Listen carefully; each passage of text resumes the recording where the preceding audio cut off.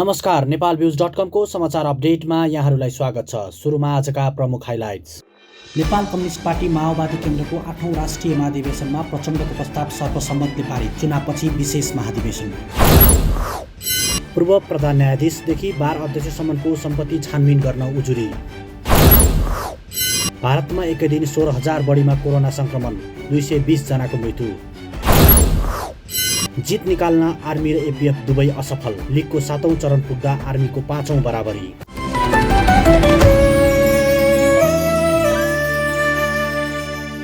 नेकपा माओवादी केन्द्रका अध्यक्ष पुष्पकमल दाहाल प्रचण्डले प्रस्तुत गरेको प्रतिवेदन सर्वसम्मतले पारित गरेको छ। जारी 8औं महाधिवेशनमा प्रचण्डले प्रस्तुत गरेको 21औं शताब्दीमा समाजवादको नेपाली बाटो शीर्षकको वैचारिक तथा राजनीतिक दस्तावेज हलबाट सर्वसम्मतले पारित गरेको हो। यस्तै चुनावपछि विशेष महाधिवेशन गर्ने निर्णय पनि भएको छ। नेकपा माओवादी केन्द्रका अध्यक्ष पुष्पकमल दाहाल प्रचण्डले डेरा सर्ने बताएका छन्। कुमलटारमा बस्दै आएका प्रचण्डले 8औं महाधिवेशनमा प्रतिनिधिहरूले उठाएको प्रश्नको जवाब दिँदै डेरा सर्न लागेको जानकारी गराएका हुन्। ठेकदारको घरमा बसेको भन्दै प्रचण्डको आलोचना हुने गरेको थियो। उनको बसाइबारे प्रतिनिधिले पनि प्रश्न उठाएका थिए। ठेकदार शारदा प्रसाद अधिकारीको घरमा बस्दै आएका छन् प्रचण्ड। अधिकारीले ठेक्का पाएको धेरै ठाउँमा काम अलपत्र पारेका छन्। त्यसैले उनीमाथि शारदा प्रसाद अधिकारीलाई बचाउँदै आएको आरोप पनि लाग्दै आएको छ। उनले लिपुलेक, लिम्पियाधुरा, कालापानी लगायतका भूमि फिर्ता ल्याउने विषय दस्तावेजमा समेट्ने बताए। नक्सामा अतिक्रमित भूमि फिर्ता भएको भए पनि जमिन नै फिर्ता नभएको भन्दै माओवादीले दस्तावेजमा राख्नुपर्ने प्रतिनिधिहरूको सुझाव थियो। यस्तै अमेरिकी सहायता मिलेनियम च्यालेन्ज कर्पोरेसन एमसीसी बारे भने प्रचण्डले दस्तावेजको धारणामा परिवर्तन नहुने बताए। राजनीतिक प्रतिवेदनमा संशोधन बिना एमसीसी अघि नबढ्ने उल्लेख छ। माओवादी केन्द्रले 8औं महाधिवेशनबाट चुन्ने केन्द्रीय सदस्यलाई गाउँमै बस्नुपर्ने बताएको छ। आफ्नो जिल्लामा बस्नुपर्ने व्यवस्था गर्न लागेको प्रचण्डको भनाइ छ।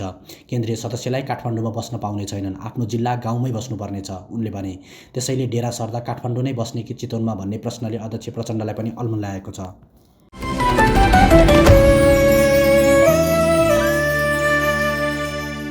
संस्कृति, पर्यटन तथा नागरिक उड्डयन मन्त्री प्रेमबहादुर आलेले आफ्नो इमान बेचेर मन्त्रीको कुर्सीमा नबस्ने बताएका छन्।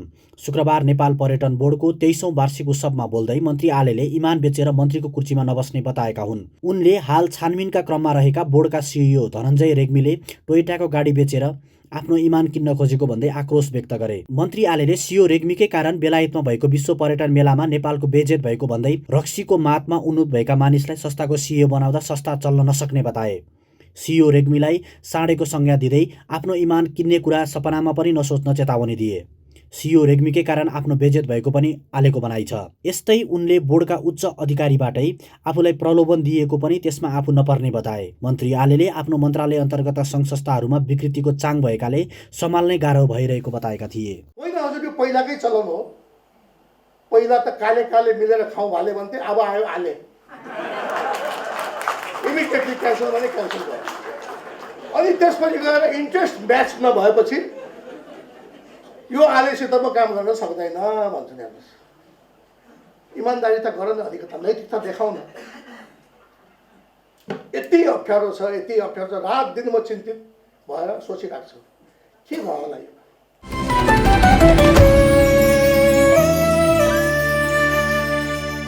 गृहमन्त्री बालकृष्ण खाँडले व्यापार व्यवसायको लागि सहज वातावरण बनाइदिन तन्त्र शिथिल भइरहेको उल्लेख गर्दै उद्योग व्यवसायका लागि सहज वातावरण बनाउन नम्बर 2 को सुरक्षा निकायलाई निर्देशन दिएका हुन्। उनले सरकार तत्पर रहेको बताए। उनले माल सामान ल्याउने क्रमलाई अनावश्यक रूपमा दुःख नदिन सुरक्षा निकायका प्रतिनिधिहरूलाई सबै निर्वाचनहरू निर्वाचनको समयमै सम्पन्न हुनेछन्। सरकारले शान्ति सुरक्षा प्रदान गर्नेछ। निष्पक्ष, स्वतन्त्र, भयमुक्त वातावरणमा जनताले मत दिएका, जनताबाट विश्वास पाएका जनप्रतिनिधिहरूले छनौट हुने खालको निर्वाचन समयमै सम्पन्न गर्ने गम्भीर रहेको र सबै भाषा र संस्कृतिलाई सरकारले सम्मान गरे।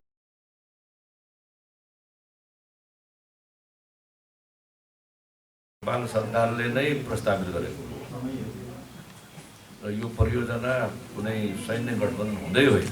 त्यहाँ अनुदानको रूपमा आउने यो रकमलाई नेपालीहरूले सदुपयोग गर्न सक्नुपर्दछ र भौतिक विकासलाई चाहिँ हामीले निर्माणका क्रममा यसलाई सही सदुपयोग गर्न सक्छौँ भन्ने नै हाम्रो विश्वास हो।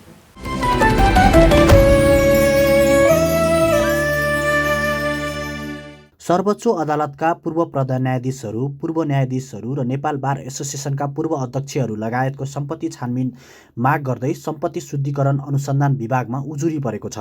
न्यायपालिकामा हुने भ्रष्टाचारमा पूर्व प्रधान न्यायाधीशहरू, बेन्च बार समन्वय समिति लगायतको पनि संलग्नता रहेको भन्दै स्वतन्त्र राष्ट्रिय कानुन व्यवसायी अभियानले शुक्रबार सम्पत्ति शुद्धिकरण अनुसन्धान विभागमा उजुरी दर्ता गरेको हो।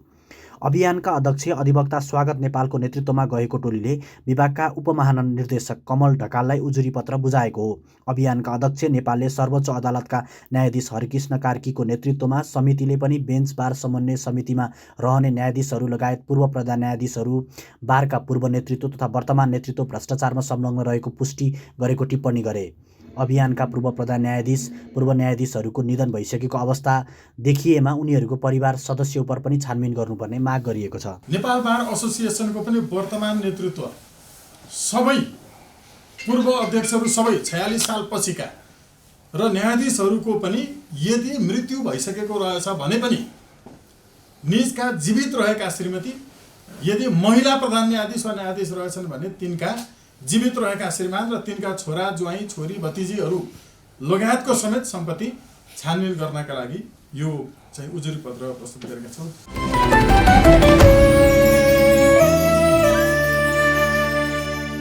अर्थमन्त्री जनार्दन शर्माले कृषि क्षेत्रको विकास गरेर मुलुकलाई आत्मनिर्भर बनाउनु पर्नेमा जोड दिएका छन्। अर्थमन्त्री शर्माले किसान, भूमि, नेपालको हावापानी र जलस्रोतको अन्तर्सम्बन्धलाई व्यवस्थित बनाएर मात्रै देशको विकास र उन्नति सम्भव भएको उल्लेख गर्दै त्यसका लागि कृषि क्षेत्रलाई परिचालित गरेर अघि बढ्नुको विकल्प नरहेको स्पष्ट पारेका छन्। शुक्रबार काठमाडौँमा आयोजित नेपाल कृषि सहकारी केन्द्रीय सङ्घको 14औं वार्षिक साधारण सभामा बोल्दै उनले कृषि क्षेत्रलाई व्यवस्थित, सङ्गठित र परिचालित गरेर मुलुकको अर्थतन्त्र निर्माणका लागि राज्यले विशेष लगानी गर्नुपर्ने आवश्यकता औँलाए। उनले कृषि क्षेत्रलाई उद्यममा बदलेर राष्ट्रिय पुँजी निर्माण गर्ने अभियानमा सहकारी संस्थाहरूले भूमिका महत्त्वपूर्ण हुने विश्वास समेत व्यक्त गरे। हाम्रो किसान, हाम्रो भूमि, हाम्रो हावापानी र हाम्रो जलस्रोतको अन्तर सम्बन्धलाई व्यवस्थित गरेर परिचालन गर्न सक्दा मात्रै हाम्रो देशको विकास र उन्नति हुने भएको हुनाले किसानहरूको राष्ट्र निर्माणमा महत्त्वपूर्ण भूमिका छ र यसलाई अझ धेरै माथि उठाउनुपर्ने आवश्यकता छ।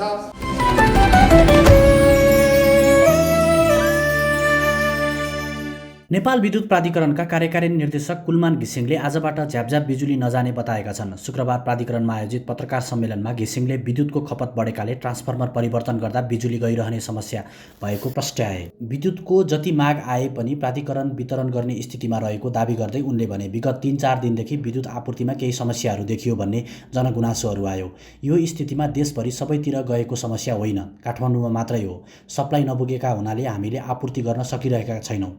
काठमाडौँका सबै ठाउँहरूमा नभए पनि केही ठाउँहरूमा मात्र यस्तो समस्या देखिएको हो। काठमाडौँ उपत्यकामा निर्माणाधीन 9वटा सब स्टेसन बनिसकेपछि दीर्घकालीन रूपमा उपत्यकामा 2000 मेगावाटको विद्युत सप्लाई गर्न सक्ने घिसिङले बताए। वास्तवमा हाम्रो विद्युतको बेलुकाको पिक लोड चाहिँ अहिले करिब 1700 मेगावाट र बिहानको करिब 1550 देखि 1600 मेगावाट पिक लोड आइरहेछ। त्यसमा हामीले सप्लाई गर्न सकिने रहेछौँ, त्यसमा कुनै समस्या होइन। केही नपुगमा हामीले केही इम्पोर्ट गर्नुपर्ने हुन्छ।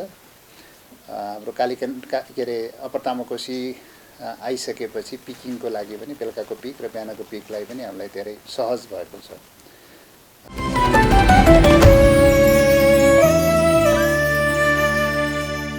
भारतमा पछिल्लो 24 घण्टामा कोरोना भाइरसका कारण 16,743 जना नयाँ सङ्क्रमित थपिएका छन्। सोही अवधिमा कोरोनाबाट थप 220 जनाको ज्यान गुमाएका छन्।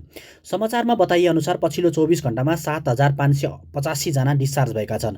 यसअघि डिसेम्बर 30 मा 13,245 जनामा सङ्क्रमण पुष्टि भएको थियो। यस्तै डिसेम्बर 29 मा 9,195 जना सङ्क्रमण भेटिएको थियो। भारतमा हालसम्म कोरोना सङ्क्रमितको सङ्ख्या 3,48,38,804 पुगेको छ। हाल कोरोनाका सक्रिय सङ्क्रमितको सङ्ख्या 91,361 छ। यस्तै हालसम्म 3,42,66,363 जना कोरोना जितेर घर फर्किसकेका छन्। कोरोनाबाट 4,81,080 जनाले ज्यान गुमाइसकेका छन्। यस्तै पछिल्लो समय भारतमा कोरोना भाइरसको नयाँ भेरिएन्ट ओम्निक्रोनबाट सङ्क्रमित हुनेको सङ्ख्या 1270 पुगेको छ। महाराष्ट्रमा 450 र दिल्लीमा 320 जना ओम्निक्रोन पुष्टि भइसकेका छन्। हालसम्म 23 राष्ट्रमा ओम्निक्रोन फैलिसकेको छ।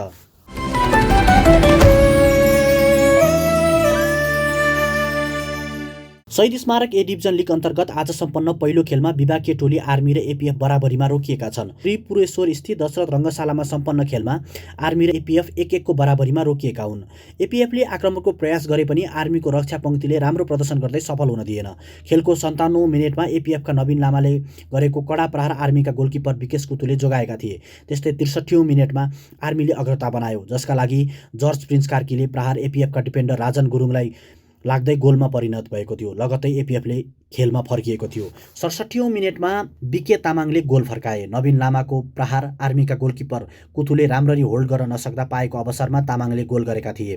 खेलको अन्तिम समयमा आर्मीले दबाव बनाएको थियो, यद्यपि गोल थप्न भने सफल भएन। जारी लिगमा आर्मीको यो 5औं बराबरी हो। आर्मी यसअघि नेपाल पुलिस, मचिन्द्र, सातोबाटो र 3 स्टारसँग बराबरी खेलेको थियो। यस्तै च्यासल र ब्रिगेड बोइजलाई हराएको थियो। आर्मी पछि एनआरटी र 3 स्टार क्लबले 6-6 खेल खेल्दै सर्वाधिक 4 अङ्क बनाएका छन्। लगातारको बराबरीले आर्मीको उपाधि दौडमा उपस्थिति कमजोर बन्न थालेको छ। 1 अङ्क जोडेको एपीएफलाई भने राहत मिलेको छ।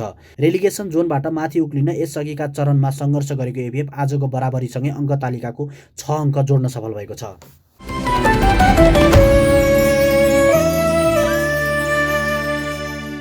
जाँदै आजका प्रमुख हाइलाइट्स पुनः एकपटक। नेपाल कम्युनिस्ट पार्टी माओवादी केन्द्रको 8औं राष्ट्रिय महाधिवेशनमा प्रचण्डको प्रस्ताव सर्वसम्मतले पारित। चुनावपछि विशेष महाधिवेशन। पूर्व प्रधान न्यायाधीशदेखि बार अध्यक्षसम्मको सम्पत्ति छानबिन गर्न उजुरी।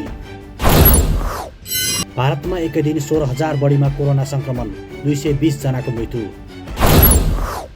जित निकाल्न आर्मी र एपीएफ दुवै असफल। लिगको 7औं चरण पुग्दा आर्मीको 5औं बराबरी।